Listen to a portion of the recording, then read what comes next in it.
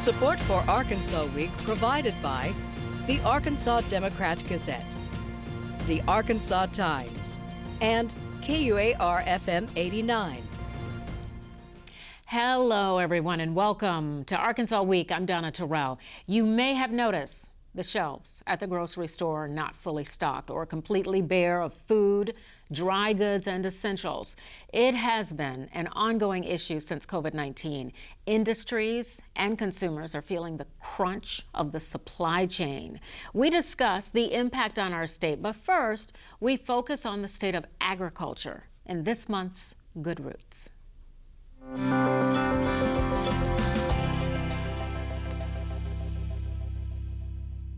Agriculture is the state's largest industry, annually contributing more than, get this, $19.4 billion to the economy. As we move forward into 2022, what are some of the opportunities and challenges that lie ahead? Here to give us an update and outlook are Secretary of Agriculture, Wes Ward, and Mike Freeze, Vice President of the Arkansas Farm Bureau Board and a fish farmer. I want to thank both of you for joining me for this very important segment. Let's get right into it. What are some of Arkansas's top commodities, and how are they doing since we're really entering our third year of COVID? Yeah, well, I'll jump in and let Mike touch on it as well. But Arkansas is a unique state in that we have really a broad range of agricultural production that ranges from your row crop commodities, your livestock, your poultry, your specialty crops, your aquaculture, as Mike knows, the forestry industry. Arkansas does a lot of things really, really well, across the board, successful in all of those top 25 and 16 different commodities every year. So very successful industry. Rice certainly is one of the top commodities that we're known for, producing about 50% of the nation's production of rice. And poultry, of course, turkey production, we're number 2 in the country in turkeys right now. So just a lot of things that Arkansas is really, really good at. We're very, very blessed, very thankful, very diversified agriculture industry in Arkansas. It does. I mean, we do a lot, which is why, as I mentioned before, $19.4 billion, which is substantial. But in terms of COVID, how have we been hit? How have some of the areas of agriculture struggled with that? Well, yeah, sure. So, go ahead, Mike. Go ahead. Well, all right. I was going to say, of course, probably the biggest issue has been labor, trying to make sure that your workers are safe, but at the same time, agriculture is considered an essential industry. And so during the COVID, we weren't able just to, shut down. I mean, we had crops to grow, animals that had to be taken care of, et cetera. So keeping your employees healthy and safe, but also, we had to show up and do the work every day. So how are you getting employees? Because, I mean, this is an area of manual labor, and not everyone wants to do that. So how are you finding workers? Well, Donna, you and I talked a little bit about this before the show, but a lot of the farmers in Arkansas, if they can find local labor, they use local labor, but a lot of them are having to use the H-2A program, which is a federal program that allows you to bring workers from other countries in the United States, and they can come and work for 10 months, and then they have to go back to their home country for 2 months. It's a very successful program that a lot of Arkansas farmers are using. And Mike, you're a fish farmer, as you said. We did have a brief discussion. You're a fish farmer, so these workers work 10 months on, 2 months off, but fish are being produced all the time. So what are you doing? I mean, does that program work for you? Well, for most of our fish farmers, it depends on the type of fish you're raising. If you're like a bait fish farmer, which is more seasonal, then you have them here during your busy season and let them go home during the winter when you're not quite as busy. Other industries like the dairy industry, the cows have to be milked every day. So it works somewhat.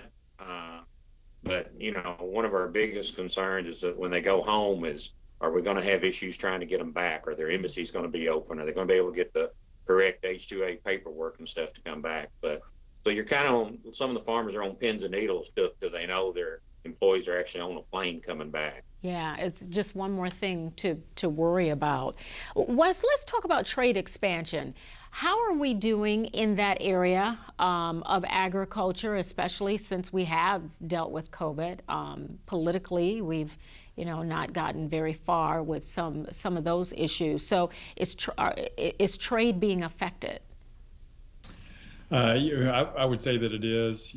Trade's incredibly important for Arkansas agriculture. Generally we're going to export about 30%, about $3.6 billion worth of our agricultural production gets exported every year, and but there's always a lot of factors that go into that. You look at the larger scale tensions with China and the impact that has on agricultural trade. You look at what's going on with Russia. You look at just different parts of the world. There's always these different factors that are not necessarily agricultural specific, but have an impact on trade and commerce movement. And that's certainly been one that the Governor Hutchinson has spent a lot of time on, working on trade issues with the Arkansas Department of Commerce and others as he's went off on these trade missions. He always talks about, one, advocating for the state of Arkansas, but two, always including agriculture as part of that and trying to open up doors. And coronavirus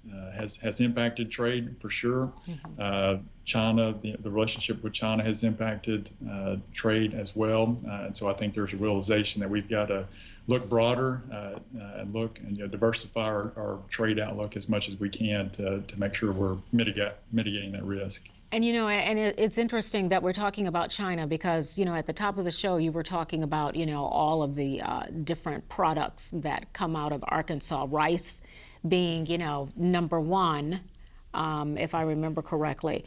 The Ralston family farms in Atkins, the first U.S. exporter to ship long grain rice to China. First of all, how is that going, especially with the U.S. relationship with China? And two, are there any possibilities of other rice farmers being able to branch out? Sure, and I'll comment briefly. I'll let Mike jump in as well. But talking to the Ralston family, they were very diligent on that. A lot of work went into opening up that sale. And rice has always been a protected commodity that's been difficult in a lot of countries to get in, because it's partly because it is a stable commodity throughout the world. And they put a lot of work into that, opened up that access. I know there's ongoing communications on additional shipments of Arkansas rice going, and the Ralstons have been very open about trying to expand that access, not just from their own farm, but also for other Arkansas producers and U.S. producers as well. So we're optimistic that we'll see some increases there from the rice production side. Okay. We have about 4 minutes left, so let's talk a little bit about technology and the supply chain. I know in terms of farming equipment, I've never lived on a farm, but what I do know is there's lots of heavy equipment. Equipment breaks down. The supply chain, getting parts, getting a lot of that fixed, are farmers feeling the impact of that? Donna, yes, very much so. When you have a tractor or a tractor trailer or a piece of equipment or something breaks down, the first thing is, can you find the parts to fix it? And I can tell you numerous farmers that if you can find a part somewhere, you better go get it right now, or you better pay somebody to have it shipped to you. And a lot of times you're having to pay, double the cost of what a part should cost just because parts are in short supply. But if you can find it, you better get it because, you don't know if you're going to get it through the normal supply chain. Yeah, I can only imagine how difficult that has to be, because if the equipment is not working, then that's going to halt production. So when we look at the bigger picture, and I do want to talk about federal funding, but when we look at the bigger picture, all of these things in terms of workers, in terms of the supply chain, all of that, that's affecting why when we go into the grocery store, a lot of goods and supplies are just not there.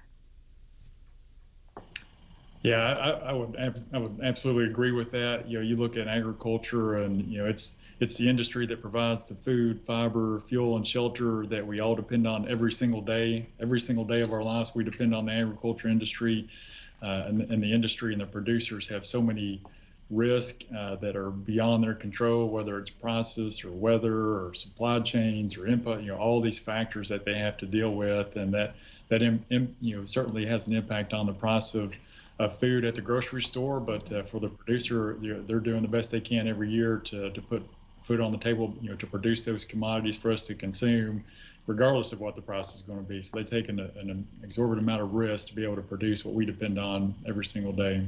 So with all the challenges that the agriculture industry is facing, are there needs now for federal funds? Yeah, I'll comment on that. That's certainly one, as we've seen over, certainly with the coronavirus, we've seen the CARES Act funding, we've seen American Rescue plan funding, we've seen now the infrastructure bill funding, and certainly that's one of the priorities of the governor to work through that funding, federal funding that's coming to the state of Arkansas, to make sure that we're prioritizing that the appropriate way. And that may not impact agriculture directly as in the agriculture production, but several factors there that we're working on, whether it's increasing meat and protein processing capacity in the state, or if it's broadband, dealing with the coronavirus specifically, infrastructure bill, and water and wastewater funding, irrigation project funding. So several things that we're going to be focused on over the next year in particular, but certainly working with Mike Freeze and Farm Bureau and other agriculture associations to make sure that we're approaching those in the right way that will be a benefit for our state and for our agriculture industry. And Mike, I think there was something you were getting ready to say. Well, I was just going to say farmers are eternal optimists, and they can produce the food and fiber that we need.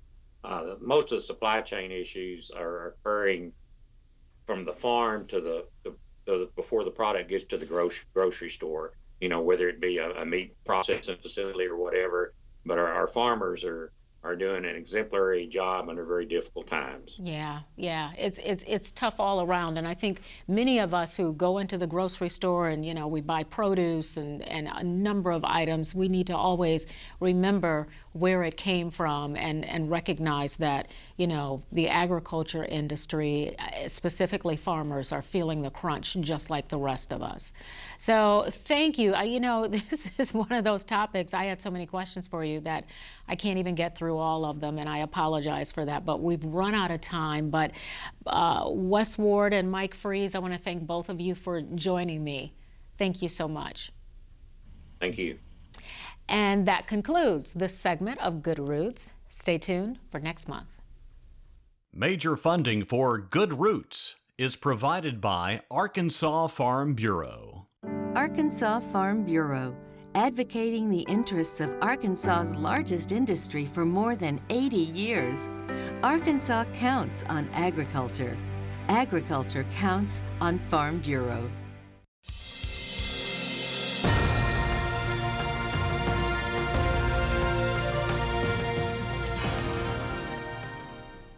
Since the start of the pandemic, the supply chain has been disrupted, setting off shortages of goods, delays with domestic supply, and increasing consumer prices, and as one would say, creating the perfect storm.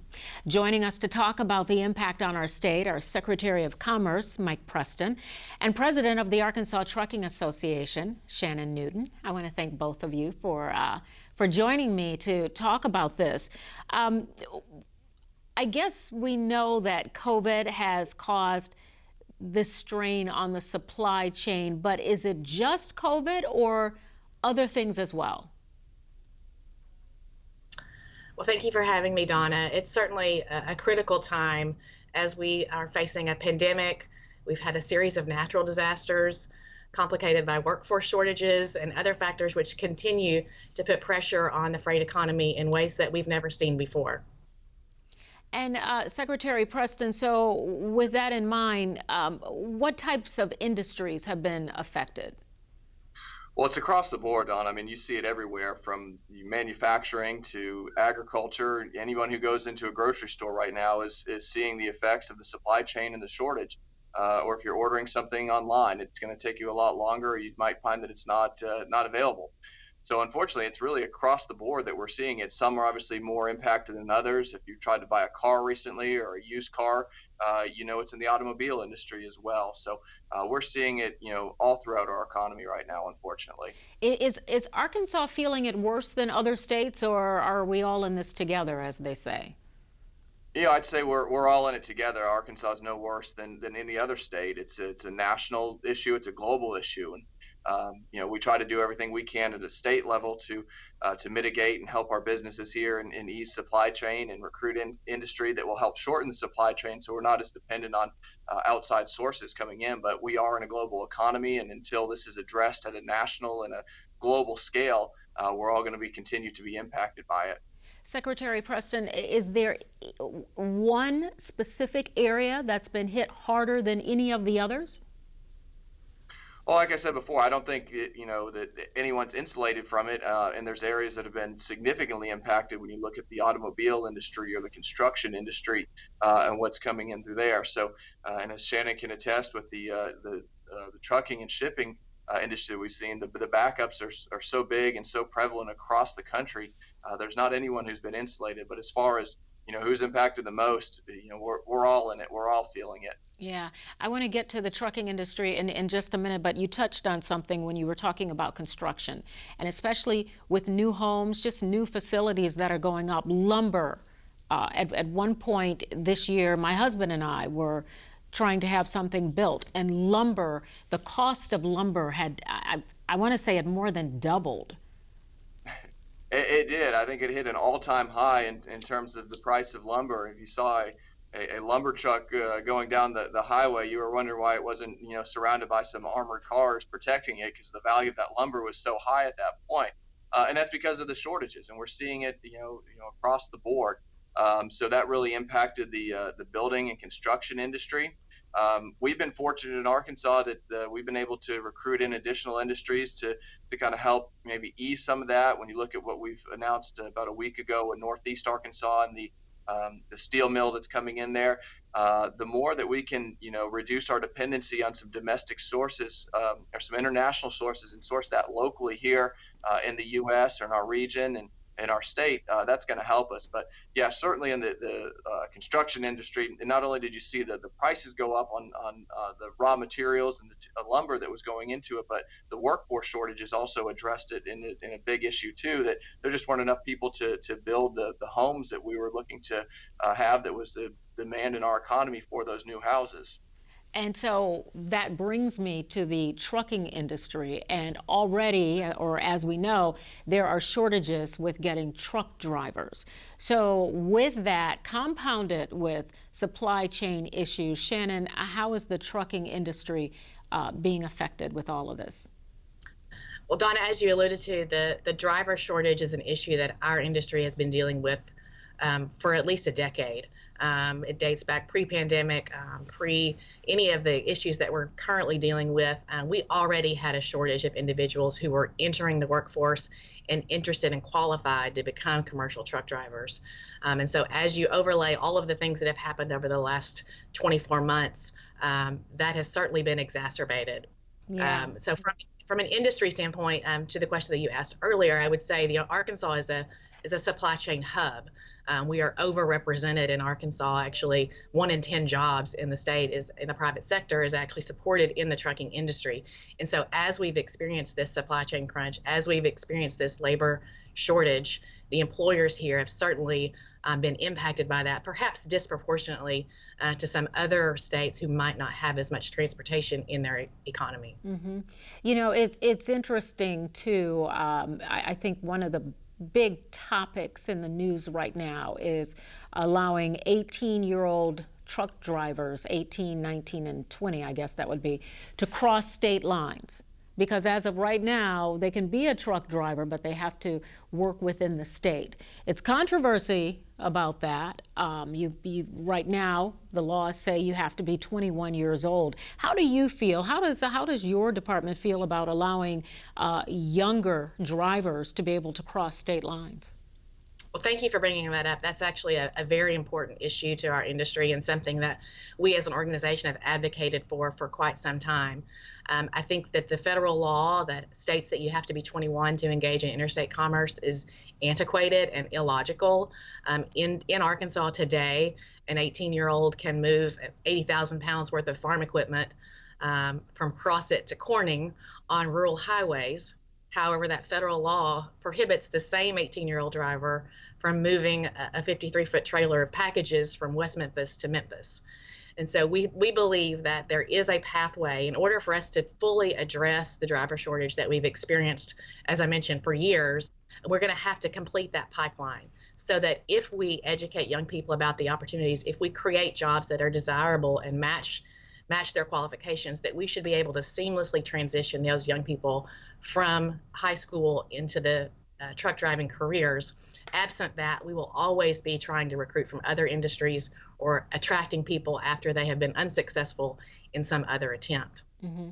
And you know what? And you're actually finding people who, may have been unsuccessful in other jobs because the pay scale for a truck driver has gone up quite significantly. So is that helping? It is helping. I think there are a lot of factors that are going into that. Some of it is the lifestyle of the job, the predictability of the position, the respect that those individuals receive. Certainly the profile of a commercial driver has been elevated over the last 24 months, as we've talked about throughout the pandemic, as truck drivers were viewed as heroes as they continued to work and deliver PPE and vaccines and toilet paper. And so the profile of the industry is certainly improved. And so people are aware of the shortage and aware of the essential role that those drivers can play in providing services to their communities. And so we have experienced an increase in interest and then also had to raise the salary in order to recruit talent in this market. As you mentioned, construction is doing well, manufacturing has had a resurgence, and so we're competing for that same talent pool. And so in order to attract those workers, we have had to increase the wages that are paid to commercial truck drivers. But then in turn, that leads to increased cost of goods. Right. And so there's no perfect solution. A cost of goods. Now we're talking about, you and me and everyone watching going to the grocery store, for one, and trying to, get food or get any of the items that we need. Secretary Preston, where do you see consumer prices heading? Are we going to continue going up in terms of cost, or are we on the downslope? Well, unfortunately, we've all seen it just continuing to rise, and right now it looks like it's going to continue to go that way. We need some action at the federal level. I think the Biden administration maybe sat aside too long and kind of ignored the fact that inflation was happening, hoping that it would go away. As we all have seen, and anyone who's bought anything in the last couple of weeks can attest, it hasn't gone away. It's only gotten worse. We're, at levels that we haven't seen in some 40 years. So it needs to be addressed. Otherwise, it is going to be continue to go up. I was talking earlier in the segment before this one about the farming industry, agriculture industry specifically, and how it's a more than $19 billion industry in terms of bringing money into our economy. So that's a lot. But now we're talking about the supply chain, and we don't just rely on, agriculture. Or agriculture is huge in Arkansas. We know this. But how have businesses been affected? Secretary Preston, what have you seen? What are people telling you in terms of businesses and how they're managing through all this? Well, business has been impacted just like, the everyday consumer who goes out and buys a good for their family.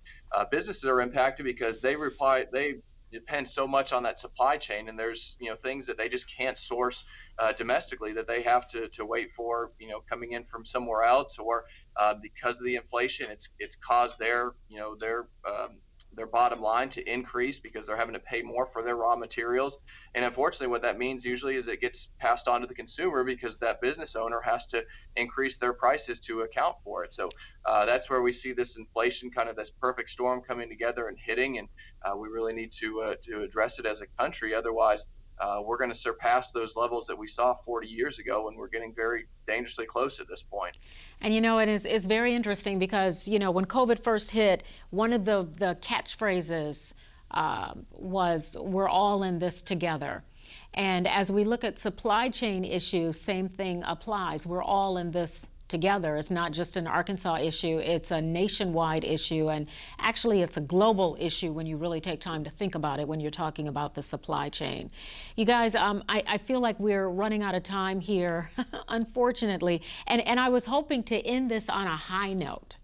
And but it really, as we navigate through COVID and deal with these issues, like you said, things aren't going to get better, not yet. Anyway, we're just going to have to buckle in and deal with it.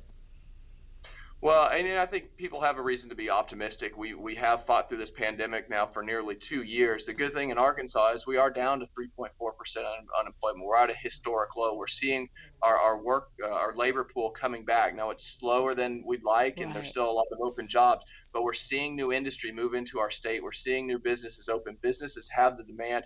We just need to be able to find the workers to go out there to fill those jobs in the trucking industry or the manufacturing industry or wherever it is.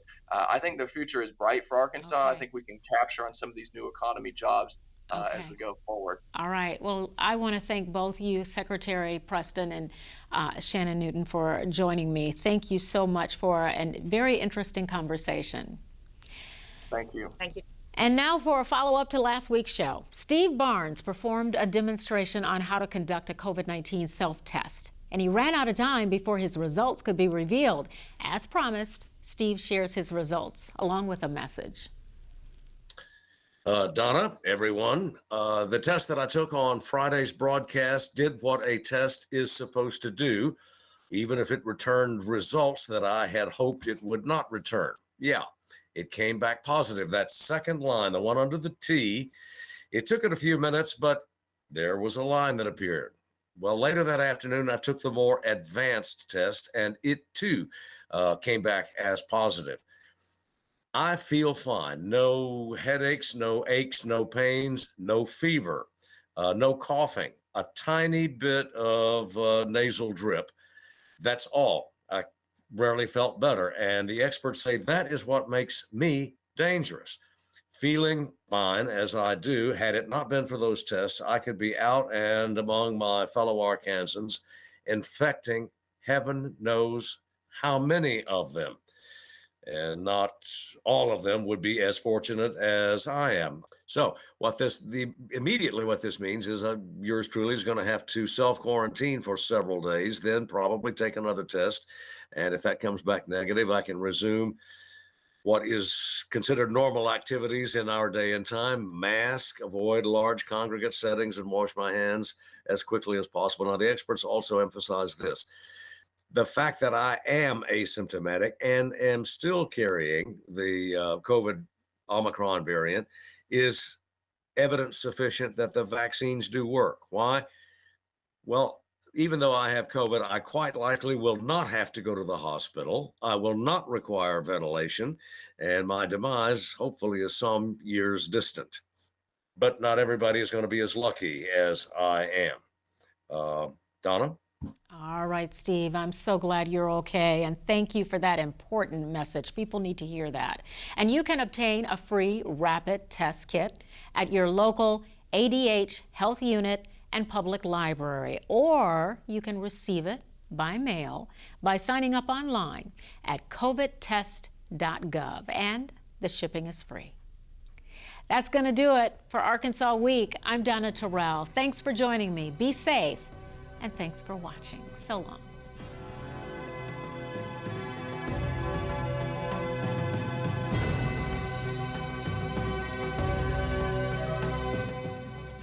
Support for Arkansas Week provided by the Arkansas Democrat-Gazette, the Arkansas Times, and KUAR-FM 89.